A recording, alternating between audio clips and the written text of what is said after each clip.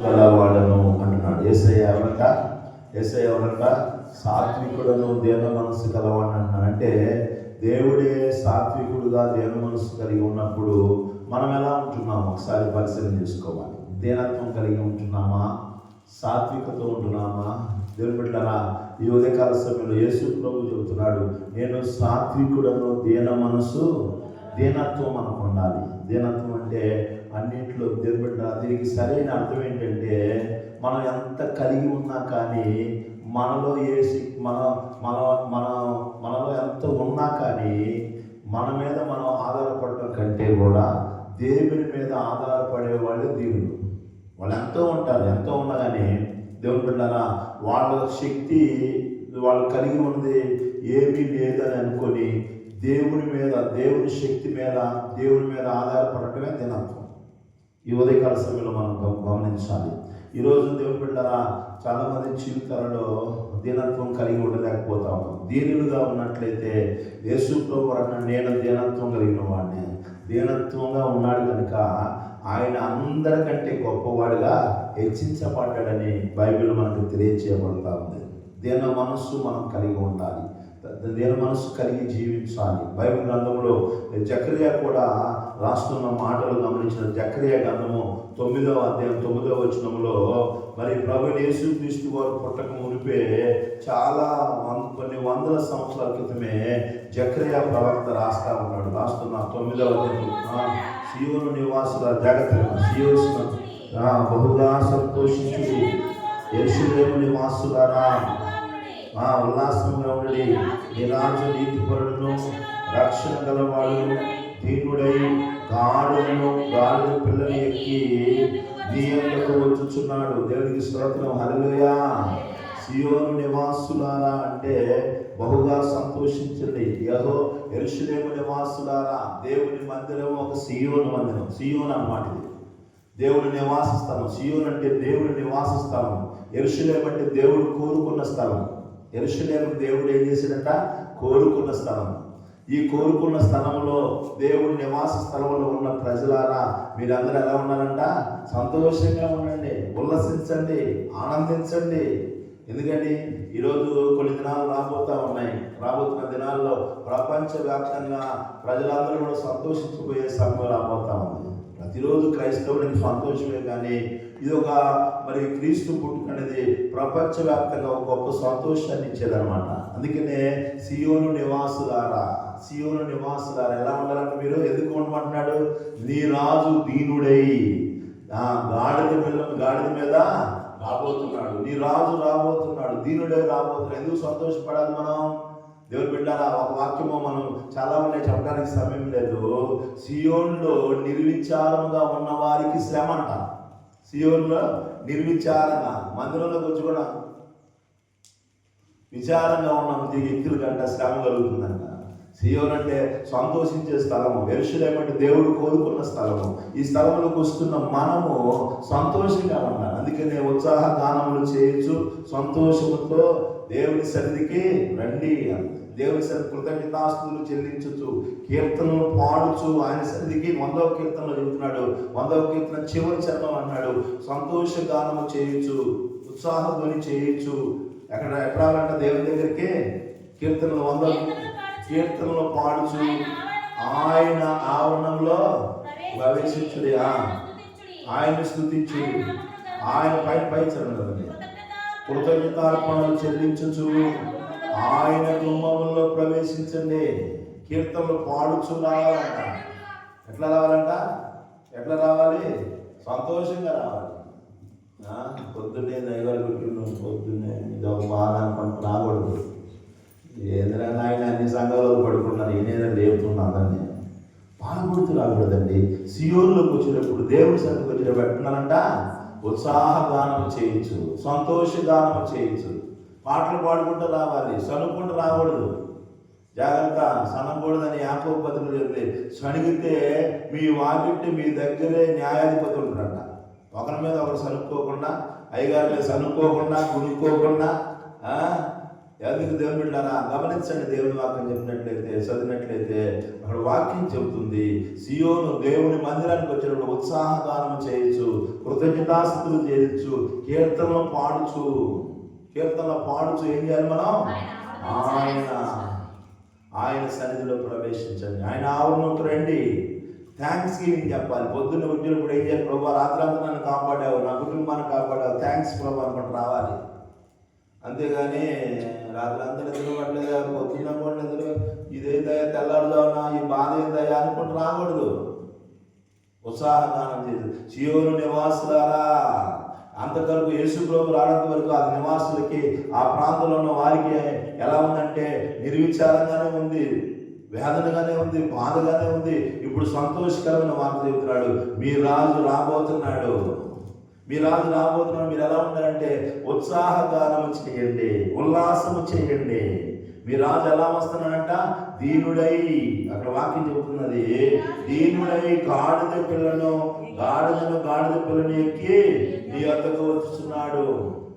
ఈ జకరియా చెప్పిన ప్రవచనము యేసు ప్రభు వారు మట్లాదివారం రోజు జరిగిందండి. దేవుని స్తోత్రం, హల్లెలూయా. యేసు ప్రభు మట్లాదివారం రోజు ఏం చేశాడు? ఆయన గాడిద పిల్లకి వచ్చాడు కదా, నెరవేర్చబడింది. బైబిల్ యథార్థమైనది, అవన్నీ కూడా నెరవేర్పుగలిగినవండి. ఈరోజు కల్పిత కథలు ఎన్నో ఉన్నాయి, ఆయా మార్గాలలో కల్పించుకొని ఊహించుకొని రాసినవి ఎన్నో ఉన్నాయి, కానీ ఒక్కటి జరగట్లేదు.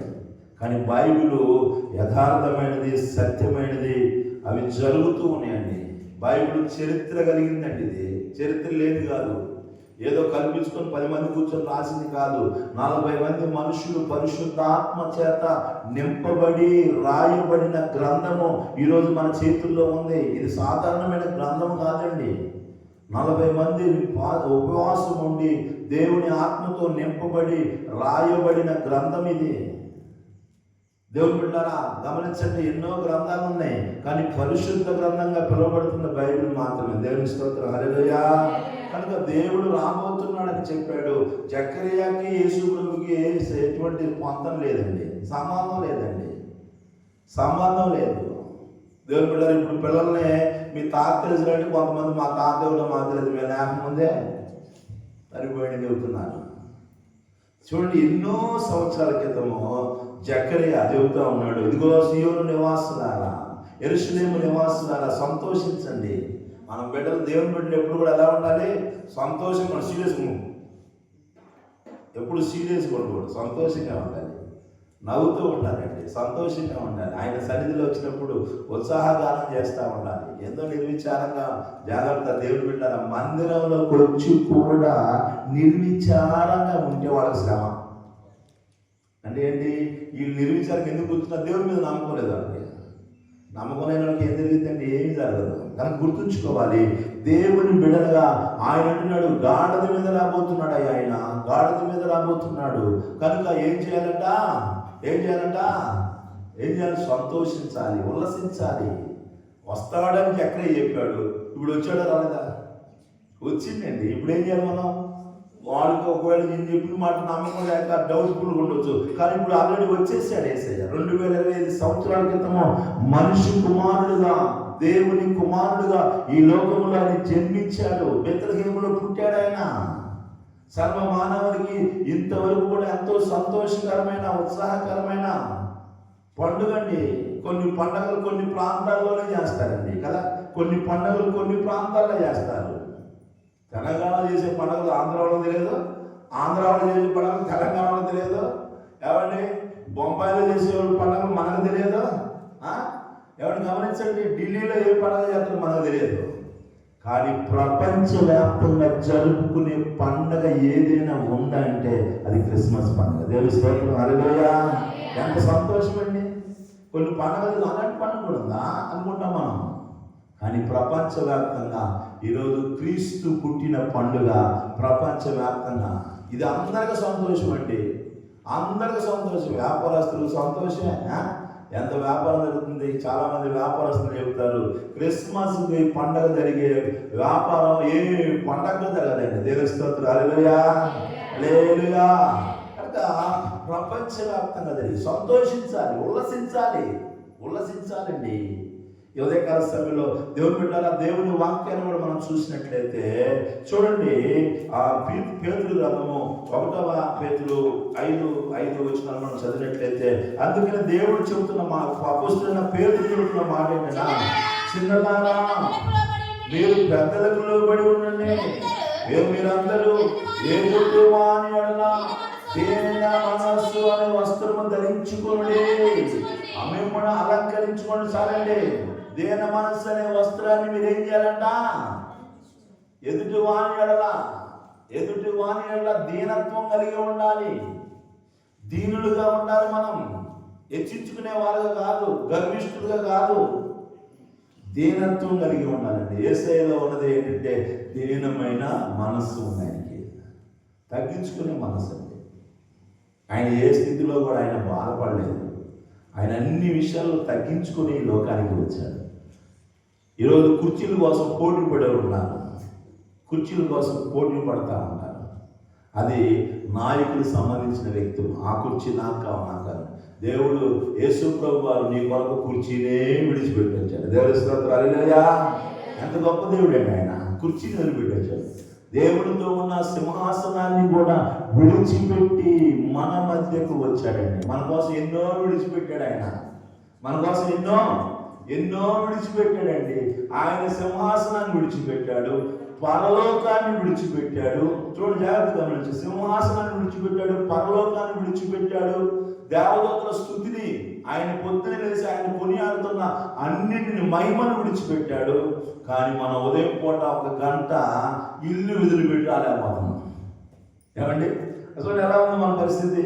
1 గంట సంఘంలో ఎంతమంది ఉన్నాం? 100 మంది పైన ఉన్నారు. కానీ ఎంతమంది వస్తున్నారు? ఇల్లు వదిలిపెట్టడం వాళ్ళకి ఇష్టం లేదు. కానీ వాళ్ళకు మాత్రం దేవుడి కార్యాలు జరగాలి. మా ఇంట్లో మమ్మల్ని దేవుడు బాగా దిమ్మరించాలి. మమ్మల్ని దిమ్మరెత్తలు తెలిసిపోయి ఎక్కడో దిమ్మరెత్తలు మమ్మల్ని. జాగ్రత్త. దేవుని బిడ్డలారా, ఆయన సింహాసనాన్ని విడిచిపెట్టాడు, మహిమను విడిచిపెట్టాడు, దేవుడితో ఉన్న సమానత్వాన్ని విడిచిపెట్టాడు. అన్ని విడిచిపెట్టి మన కోసం ఒక దీనుడుగా వస్తే, ఈరోజు ఉదయాన్ని 1 గంట సేపు నీ ఇల్లుని, నీ పనుల్ని, నీకున్న పరిస్థితులను విడిచిపెట్టి రాలేకపోతున్నావు నువ్వు. అంటే ఎంత ఆధ్యాత్మిక జీవితంలో దిగజారిపోయారు చూడండి. ఇప్పుడు ఏమండి, మనమైతే కనీసం ఇలాంటి ఏమీ చేయలేము. ఆ ప్రియమైన దేవుడు పెట్టారా, మన అవసరం కోరుకోనుకోండి, మనకి ఏదైనా అవసరం ఉందనుకోండి, అన్ని ఇల్లు లేదు, భర్త లేడు, పని లేదు, ఇంకా వ్యాపారం లేదు, ఏమీ లేదు. కానీ దేవుని దగ్గరికి వచ్చేసరికి అన్నీ గుర్తొస్తాయి మనకి. మా ఇంటి పొద్దున్నే క్యారేజ్ కట్టాలయ్యా, పిల్లలకు క్యారేజ్ కట్టాలయ్యా, పత్తి కొంచెం బీక్కోవాలయ్యా. యేసయ్యుడు చెబితే మనకు రక్షణే లేదు, మనకు రక్షణే లేదు. కఠినులుగా ఉంటున్నారు. ఆధ్యాత్మిక జీవితంలో 1 అర్ధగంట కూడా, గంట కూడా దేవునికి నువ్వు సమయం ఇవ్వలేకపోతున్నావంటే, ఈనాడు దేవుడిని ఎలా హెచ్చిస్తాడు? ఎలా హెచ్చిస్తాడండి? ఎవరిని ప్రయాసపడుతున్నావు? నీ పొలంలో ప్రయాసపడుతున్నావు, నీ పనిలో ప్రయాసపడుతున్నావు, నీ కుటుంబంలో ప్రయాసపడుతున్నావు, నీ వ్యాపారంలో. మరి దేవుని దగ్గరికి వచ్చి 1 గంట సేపు, అయ్యగారు 40 రోజులుగా పెట్టింది, 40 రోజులు పోయి కూర్చుందామే, మన ఏమైనా ప్రార్థన చేయమంటున్నా మైకిచ్చి, లేదా వాక్యం చెప్పమంటున్నా మైకిచ్చి, 4 మాటలు వద్దామని 1 గంట కూడా దేవుడి కోసం మనము మన పనులు విడిచిపెట్టలేకపోతున్నామంటే, ఆధ్యాత్మిక జీవితంలో మనం ఏ స్థితిలో ఉన్నామో అర్థం చేసుకోవాలి మనం. దేవుని ప్రజలారా, దేవుడు నీ కోసము సింహాసనాన్ని విడిచిపెట్టాడండి. ఈరోజు మద్రాసు పోయేది లేకపోతే ఢిల్లీ పోయేది ఒళ్ళంతా నొప్పులండి అంటాం. ఉదయం పనికి పోయి సాయంత్రం ఇంటికి వచ్చాక ఒళ్ళంతా నొప్పులండి అంటాం. ఎన్ని లక్షల కోట్ల కిలోమీటర్ల నుంచి వేసాయి నీ కోసం వచ్చిండు? ఆలోచిస్తున్నావా? వచ్చిండయి ఆయన, బెత్లెహేములో పుట్టిండయి అన్నాం. అంత దూరం నుంచి రావాలి, అంతే మామూలు విషయం అండి. వచ్చాను అంటున్నాడు. వచ్చినట్టు ఎట్లా రావాలి? కాబట్టి ప్రత్యక్షమైన అట్లా వచ్చాడు అంటే రావాలండి. పొద్దున్నే మీరు ఏం చేస్తున్నారు? లేచి అక్కడ మాయమే, ఇక్కడ మాయమవుతున్నారు మీరు? నో కాదండి. ఎక్కడ మీరు పొద్దున లేస్తున్నారు, ఎన్నో కడుపులు చిన్నగా నడుచుకుంటా నడుచుకుంటా నొప్పులు తగ్గుంటూ ఇట్లా అనుకుంటా వస్తున్నావు. యేసయ్య అన్ని కిలోమీటర్ల నుంచి, కొన్ని కోట్ల కిలోమీటర్ల నుంచి పరలోకం నుండి మన కోసం వచ్చింది. మన కోసం వచ్చిందా? రోడ్డు మీద పోయే కోసం వచ్చిందా? ఆయన బిడ్డలని రక్షించాలి, తన ప్రజలను రక్షించాలని, తన ప్రజలను విమోచించాలని ఆయన దీనుడుగా వచ్చాడు. ఆయన ప్యాలెస్ని కోరుతారు. ఇగో నేను ప్యాలెస్లో ఉంటేనే వస్తా. కొంతమంది పాస్టర్లు ఉంటారు, కొంతమంది అధికారులు ఉంటారు, నాకు మంచి ఏర్పాట్లు చేస్తేనే వస్తా. ఎక్కడ పెడితే ఏ వాటర్లో పెడితే ఆ వాటర్లో పెడితే నేను రాను. జాగ్రత్త గుర్తుంచుకో. నాకు 5 స్టార్ వాటర్ పెట్టాలి, సింగిల్ నాకు అది ఉండాలి, నాకు ఈ మెనూ ఉండాలి, ఇది ఉంటేనే వస్తా. లేదే ఆ మధ్య ఒక అయ్యగారు అన్నట్ట, వాటర్ మంచి బుక్ చేయలేదని నేను రాను అన్నాను. వాటర్ మంచిది బుక్ చేయలేదని నేను రాను అన్నాను. మీటింగ్లు అన్ని వాల్ పోస్టులు వేసిండు, పాంప్లెట్ పెంచుండు, అంత ప్రచారం చేసిండు, ఫ్లెక్సీలు వేసి ప్రచారం చేసుకుంటూ ఇంతకు వాటర్ మంచి లేదు రానంట. ఏసఐ ఏ వాటర్లో పుట్టిండండి? ఏసఐ ఏ వాటర్లో పుట్టిండు? 5 స్టార్ వాటర్లా? ఏ వాటర్ అది? అడిగే పశువుల పాకండి, సత్రం అండి. సత్రాలు అంటే తెలుసా? ఎక్కడుంటారు సత్రాల్లో? మేము విజయవాడలో ఉద్యోగం చేసినప్పుడు గాంధీ సెంటర్లో సత్రం ఉండేది ఒకటి. ఆ సత్రంలో పోయి బాబు జనాలందరూ భయంకరంగా ఉండేవాళ్ళు. చూడటానికి పోయాడు, మేము పడుకున్నాం కాదండి. ఎవడో ఒకడు దిగినట్టు పోయి చూడడానికి పోతే ఆ సత్రం అంతా చాలా మంది. ఇప్పుడు కట్టుందంటే అప్పుడు ఇంకెట్టుందో. ఒక పక్క ఒక పక్క గేదెలు ఉన్నాయి, ఒక పక్క గొడ్లు అంటున్నారు, ఒక పక్క పేడగడ్డి తీసేవాళ్ళు, ఒక పక్క గడ్డి వేసేవాళ్ళు. ఎంత భయంకరమైన స్థితి అండి. యేసయ్య ఎలా ఉన్నాడు ఒకసారి ఆలోచించండి. దేవుడా నన్ను నేను మోతగా నాకు 5 స్టార్ వాటర్ పెట్టు, రాజభవనం పెట్టు అన్న.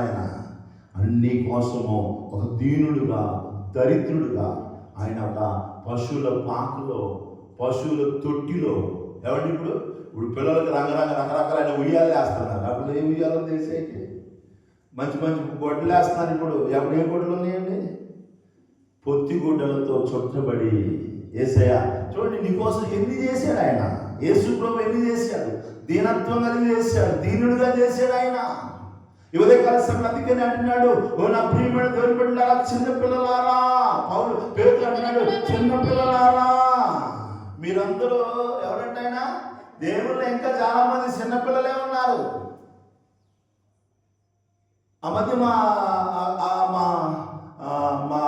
మేనమామకి చిన్న కొడుక్కి ఒక అమ్మాయి పుట్టింది.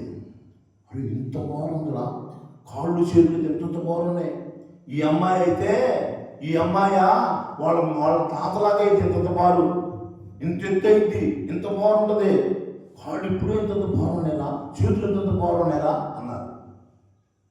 సర్లే సంతోషం అనుకున్నాం. కలర్ కూడా ఆయనలాగే ఉందిరా అన్నారు. సర్లే అనుకున్నాం. 6 నెలలు ఇంత బారే ఉంది, సంవత్సరం ఇంత బారే ఉంది, 2 సంవత్సరాలు ఇంత బారే ఉంది.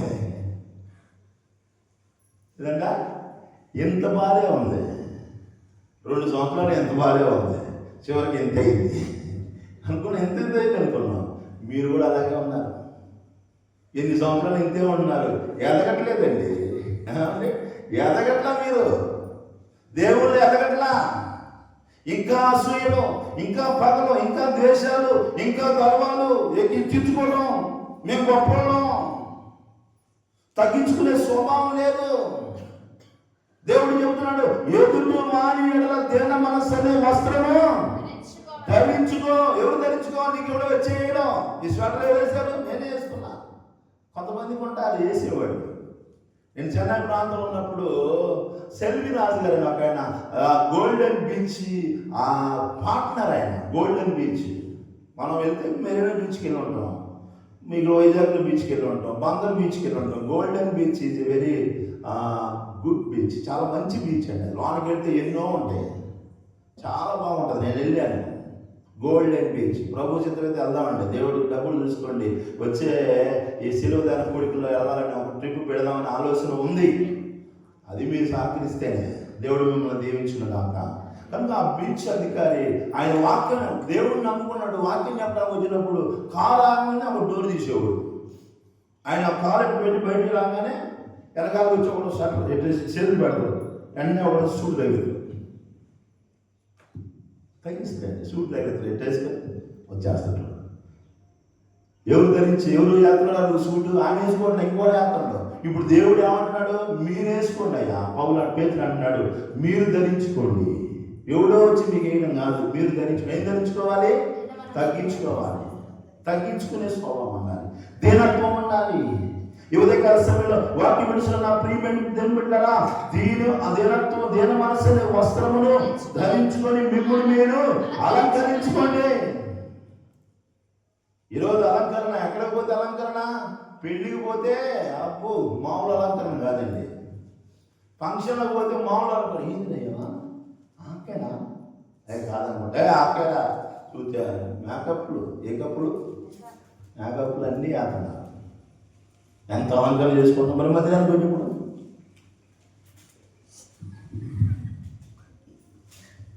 మందిరానికి వచ్చేటప్పుడు అలంకరణ ఉందా? దేవుడు మంచివాడు లేకపోయినా ఏమనుకోలేదు. ఫంక్షన్ అయితే 10 మంది వస్తారు, చూస్తారు కదా, నీట్గా ఉండాలి. Very good. దానికంటే కూడా మందిరం అనేది చాలా పవిత్రమైనది. ప్రభువు సింధిస్తామా, శుభ్రంగా రమ్మంట, అశుభ్రంగా రమ్మంట, శుభ్రంగా రావాలి, నీట్గా రావాలి. ఎలా వచ్చినా ఓకే, దేవుడు ఏమంటాం, స్నానం చేసి పోవాలి, తలదూకొని పోవాలి. ఆ మధ్య సేరు సంస్థలు పెట్టారు. వచ్చిన వాళ్ళు అందరూ ఏం చేయాలంట, శుభ్రంగా స్నానం చేయాలి, మంచిగా చీర కట్టుకోవాలి, మొహం పౌడర్ రాసుకోవాలి, తల సింపులు కొనకూడదు, చక్కగా దూకుని కూర్చోవాలి. పొద్దున్నే ఒక అక్క బయలుదేరుతుంది, యాడిగిలో పోతుంది, పాత్రం పోతుందా, ఏమైనా పనికి పోతుంది, కాదు యాడికంట సేరు సంస్థ కంట. అట్లా రాకపోతే వీళ్ళు లోను ఎవరంట. ఆ మధ్య ఒక ఇంటికి పోతే అక్క స్నానం చేసి మంచి బట్టలు కట్టుకొని ఇంటి చేతులకి యాదులేళ్ళు పౌడర్ రాస్తా ఉంది. దవదవ వచ్చినాయి అయ్యా ఏందని ఇల్లు వస్తానయ్యా. నేను అనుకుని ఏ పాత్ర పోతుంది రాని నాడిగా పోయేదంటే ఆమె అడగల, ఇంకోని అడిగితే నిద్రపోవడానికి పోతుంది, ఏంది పడుకోవడానికి పోతుంది. శుభ్రంగా స్నానం చేసి మొహం సెంటు రాసుకొని పౌడర్ రాసుకొని చక్కగా దూకొని పోతుందండి. యాడికి పోతున్నాను నేను నిద్రపోవడానంట. నిద్రపోవడానికి ఎట్ట పోతుంది? ఈరోజు అన్నింటికి భలే యాక్షన్ ఉంది, భలే తయారవుతున్నా, డ్రెస్ అప్ అవుతున్నామే. ఉదయం లేచి ఏదో ఒకటి వేసుకున్న తర్వాత రావటం కాదండి, ధరించుకోండి. ఎవరు ధరించుకోవాలి? మీకు మీరే ధరించుకోండి. ఒకవేళ ధరించుకోవడం రాకపోతే అడగండి, ఎట్ట వేసుకోవాలా. కొంతమందికి కొత్తలో చీర కట్టుకోవడం రాదు. అప్పుడు ఏం చేస్తారు, నాకు తగ్గుతుంది గంటలే, అంతేనా? రాయడానికి కొంచెం గట్టిన కొంచెం చీర కట్టడం రాట్లా, అంతేనా? నేర్చుకున్న తర్వాత 1 నెల పిలిచింది, 5 నెలలు పిలిచింది, 6 నెలలు పిలిచింది, సంవత్సరం పిలిచింది, ఇంకొచ్చిద్దా? ఎన్నిసార్లు నేర్పిస్తారండి? నేర్చుకోవాలి. దేవుని బిడ్డలారా, ఈ ఉదయకాల సమయంలో చాలా విషయాలను చెప్పడానికి సమయం లేదు. దీన మనసు అనే వస్త్రము ధరించుకోవాలి. ఏం ధరించుకోవాలి? దీన మనసు అనే వస్త్రం ధరించుకోవాలి. యేసయ్య దీనత్వం కలిగి ఉన్నాడు, దీనుడై వచ్చాడు ఆయన అంటున్నాడు, పేతురు అంటున్నాడు, ఎదుటి వాని ఎడల దీనత్వం కలిగి ఉండండి. ఎదుటోడి దగ్గర ఏం చేయాలి? తగ్గించుకోండి. ఏది నేను కాబట్టి ఏదనుకున్నావు, ఎట్ట కనపడుతున్నా నీకు, కొంచెం చర్చి కూడా మేము ఎంత కనపడుతున్నాం మేము. ఒక ఆయన అంటాడు, కొంచెం గుంటలు తీసి కర్రలు పోతాయి, అట్ట కనపడుతున్నావు కదా, ఏందే. ఇంకొకడు పోయి టాపి పని చేసాడు, ఇంకొకడికి పోయి ఇంకొక అక్కడికి టాపి పని చేసాడండి. ఇక్కడ గుంట పాదడానికి వాడికి ఇష్టం లేదు. ఇంకొకడికి పోయి టాపి పని బొచ్చలు మోసి సిమెంట్ కలిపి ఇటుకలు ఇచ్చి పోసాడు. ఏది ఈజీ చెప్పండి? గుంట తీసి గుంటలో కర్ర పెట్టడం ఈజీయా? ఉదయం సాయంత్రం టాపి పని చేయడం ఈజీయా? కొంతమంది ఎలా మాట్లాడతారు ఒకసారి ఆలోచించండి. నా ప్రియమైన దేవుని బిడ్డలారా, అందుకని నేను అనుకుంటా ఒక్కోసారి దేవుడు ఎక్కడ ఉంచాలో అక్కడ ఉంచుతుండే అనుకుంటా. దేవుని స్తోత్రం, హల్లెలూయా. ఇక్కడ చిన్న పనులు చెబితే ఎన్నో ఇంకొకరికి కష్టపడి పెద్ద పనులు భారాలు లేపుతూ ఉంటారు. జాగ్రత్త దేవుని బిడ్డలారా, ఉదయకాల సమయంలో దేవుడు మాట్లాడుతూ ఉన్నాడు. దీన మనసు అనే వస్త్రము ధరించుకోవాలండి. యేసయ్య ధరించుకున్నాడు. యేసయ్యలో ఉంది ఎక్కడ గర్వం కనపడాలి.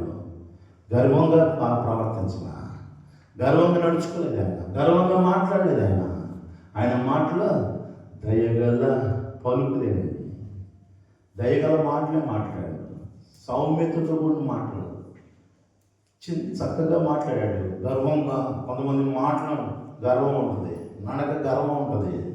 నడక అనడు సీఎన్ కుమారులు అంట గర్విష్ఠులు కట్టి నడిచేవాడు అంట.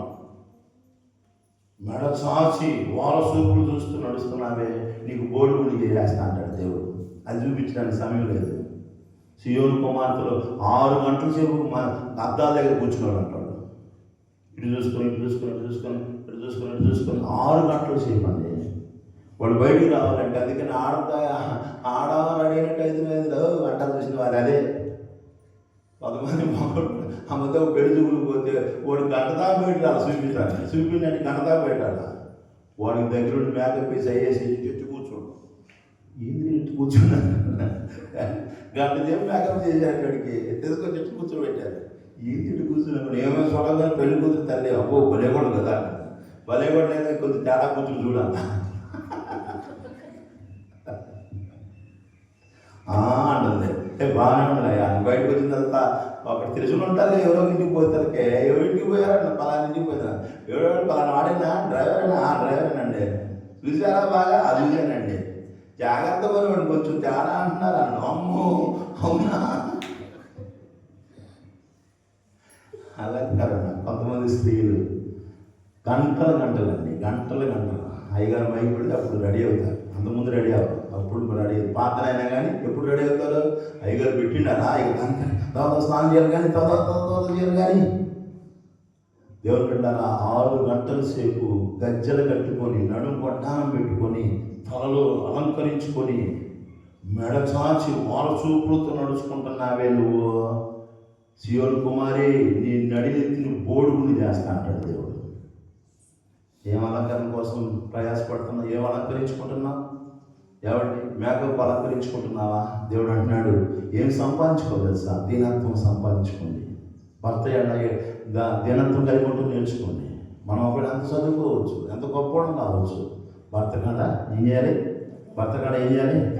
నా పెనిమిటి, నా యజమానుడు, మై ఓనర్ అనాలి. ఆ ఓనర్కి అయిపోయింది. ఓనర్ అనగానే ఆ ఓనర్కి అయిపోయింది. అందరూ ఈరోజు నాకంటే తక్కువ చదువుకుంటాం స్కూల్కి వెళ్ళిపోవాలా ఆయన తగ్గించుకోవడం ఏంటి?